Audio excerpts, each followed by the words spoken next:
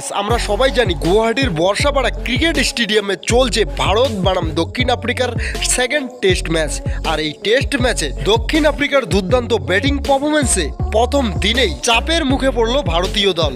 প্রথম দিনেই খেলা শেষে দক্ষিণ আফ্রিকা 6 উইকেটের বিনিময়ে 247 রান তুলে নেন, আর এটা ঋষভ পান্তের জন্য চিন্তার বিষয়। তারপর প্রথম দিনের খেলা শেষ হওয়ার পর ঋষভ পান্তকে প্রেস কনফারেন্সের জন্য ডাকা হয়, আর তিনি প্রেস কনফারেন্সে এসে এমন বয়ান দেন যা শুনলে আপনি অবাক হয়ে যাবেন। তো কি বলেছেন ঋষভ পান্ত প্রেস কনফারেন্সে, সব কিছু জানবো এই ভিডিওতে, সেই জন্য ভিডিওটি শেষ পর্যন্ত দেখবেন। আর এই চ্যানেলটিকে যদি সাবস্ক্রাইব না করে থাকো তাহলে ক্রিকেট নিউজ পাওয়ার জন্য অবশ্যই চ্যানেলটিকে সাবস্ক্রাইব করে রাখবে। তো বন্ধুরা, ম্যাচের কথা বললে দক্ষিণ আফ্রিকা টিমের ক্যাপ্টেন টেম্বা বাবুমা টসে জিতে ব্যাট করার সিদ্ধান্ত নেয়, আর ব্যাট করতে আসে অ্যাডাম মার্কারম আর তার সাথে রিয়ান রিকেলটন। অ্যাডাম মার্কারম 81 বলে 38 রানের ইনিংস খেলেন, আর রিয়ান রিকেলটন তিনি 82 বলে 35 রানের ইনিংস। তারপর স্টাফস 1 রানের জন্য অর্ধশতরান পূরণ করতে পারেন না। হ্যাঁ বন্ধুরা, 49 রানে তিনি আউট হয়ে যান।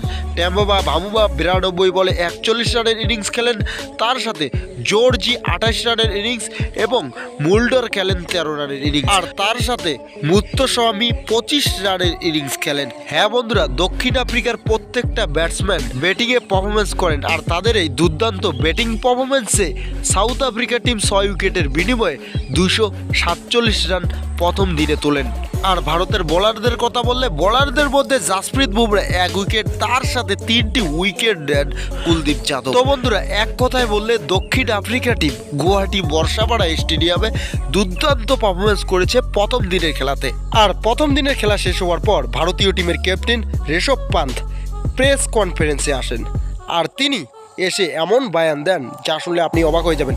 তিনি বলেন, আজকে ওরা খুব ভালো ব্যাটিং করেছে, এটা অস্বীকার করার কিছু নেই। উইকেটও প্রথম দিনে ব্যাটিংয়ের জন্য বেশ ভালো ছিল। আমরা কয়েকটা জায়গায় আমাদের লাইন লেন্থ ঠিক রাখতে পারিনি, কিছু লুজ বল হয়ে গেছে, তবে এখনও 4টি সেশন বাকি আছে প্রথম ইনিংসে। কাল নতুন বল নিয়ে আমরা আবার ফিরে আসব। আমাদের বোলাররা ফিট আছে, আমরা জানি কিভাবে কামব্যাক করতে হয়। এখনও ম্যাচে অনেক ক্রিকেট বাকি আছে। আমরা যদি কাল সকালে 2-3টা উইকেট তাড়াতাড়ি নিতে পারি তাহলে পুরোপুরিভাবে গেমে ফিরে আসব। আর আমাদের দলের একটাই লক্ষ্য, দক্ষিণ আফ্রিকাকে দ্বিতীয় টেস্টে হারানো। তো বন্ধুরা, এই বয়ান দিয়েছেন ভারতীয় টিমের ক্যাপ্টেন ঋষভ পান্ত। ঋষভ পান্তের বয়ান আপনার কেমন লাগলো আমাদের কমেন্ট সেকশনে জানাবেন। তার সাথে এটাও জানাবেন যে ভারত আর দক্ষিণ আফ্রিকার মধ্যে গুয়াহাটির বর্ষাপাড়ার এই টেস্ট ম্যাচটি কে জিতবে, ভারত না দক্ষিণ আফ্রিকা, অবশ্যই আমাদেরকে জানাতে ভুলবেন না। তো এটাই ছিল ভিডিওটি শেষ পর্যন্ত দেখার জন্য আপনাকে অনেক ধন্যবাদ।